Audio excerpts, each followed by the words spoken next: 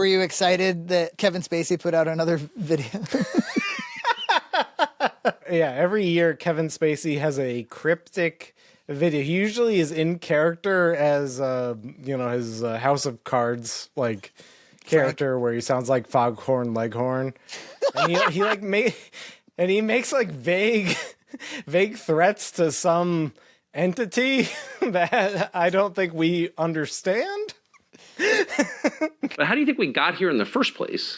Fear, and then some more fear. That's been the consistent theme, fear. And that's why I'm going to keep saying we need to get some adults back in the room. Sounds like you're running. And he does it on Christmas Eve. Yeah, every year on Christmas Eve, and this time, like, he did like an interview with Tucker Carlson, and he was still in his Foghorn Leghorn character. And again, they're referencing a bunch of stuff that is going over my head. I do think there's like some shadow government happening. Every Christmas you give a statement. It is Christmas Eve. What is your statement specifically this year? You know, Tucker, I think it's just good enough to sip some eggnog and decorate the tree and listen to White Christmas and embrace all the things that make this such a special day. The truth is, I love nothing better on this day than to do a line of blow, drink a whiskey and Coke, hit a reindeer with my car, and wish you all the naughtiest Christmas ever. So, also on Christmas Eve, Newt, the guy who was embattled by the plagiarism thing that he committed for Screenwave, he released a funny troll video where he was like, hey, I just got to come clean. I got to apologize. A lot of people have advised me not to do this. I'm a movie guy, and the truth is I lied and I ripped people off. And people have been telling me not to shoot this, but I don't know. I'm just tired of defending myself. I'm tired of, you think you get ahead in something, and then somebody comes and drops something that drags you right back to where you were. All right, here's the truth. I've never seen Jingle All the Way. That was the joke. All right. I've never seen Jingle All the Way. There you go. Wow. And so he was trolling people about the plagiarism thing and with the H Bomber guy video in circulation, he was joking like, "Oh, it got dredged up. I'm trying to put it behind me." And I gotta say, he was in character. Like he was pretty convincing. He seemed as melodramatic as you would expect somebody of his ilk on YouTube to be.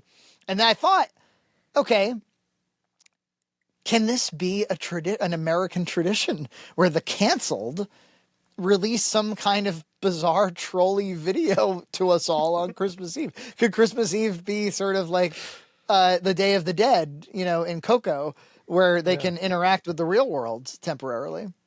Yeah, it's when the membrane between the canceled and the uncanceled is the thinnest, right? So. It would be great if ever, I don't know, like that's when Louis C.K. drops a special. That's when Harvey Weinstein like sells like the rights to some movie, like just a little like the canceled all come out for one day. It could be funny if they could somehow all work in concert with each other. The Kevin Spacey tradition is a personal favorite of mine. Every year I forget that that's something he does. So every year I get a fresh one. And every year he surprises me. Like I'm like what am I watching? He's an artist. He knows what to do.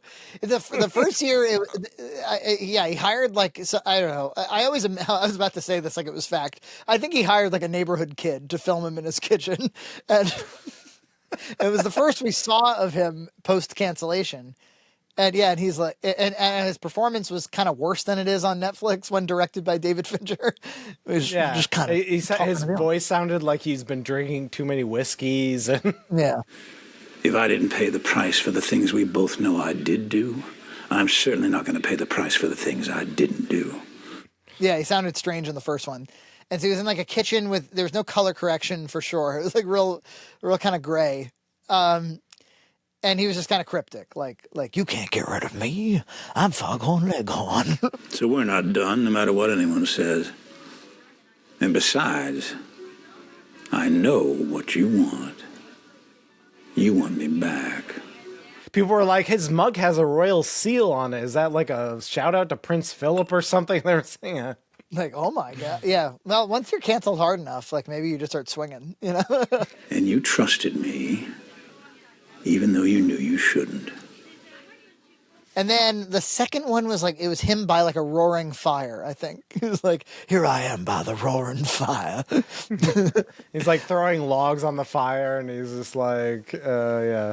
The symbolism. He's like, kill them with kindness. Kill them with kindness.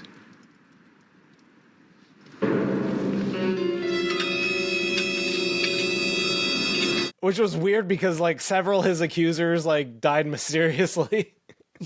Oh my God. And then the third year, he's in like a park. He's like, now he's out in public. And he's like, you didn't think it wasn't going to be me on Christmas Eve, did you? That's right. What would Christmas Eve be without a message from me? And, but there's like joggers and, you know, bikers and stuff all around him. And then he kind of drops the facade and he's like, no, but seriously, this Christmas, I think we got to take care of one another. And he became kind of like normal for half of it. To all those out there who might be suffering, it gets better. It does get better. Happy holidays, everyone. And then this year he's like on Tucker Carlson. So weird. But I And love Tucker it. Carlson's like playing along. He's like doing a bit. It's weird.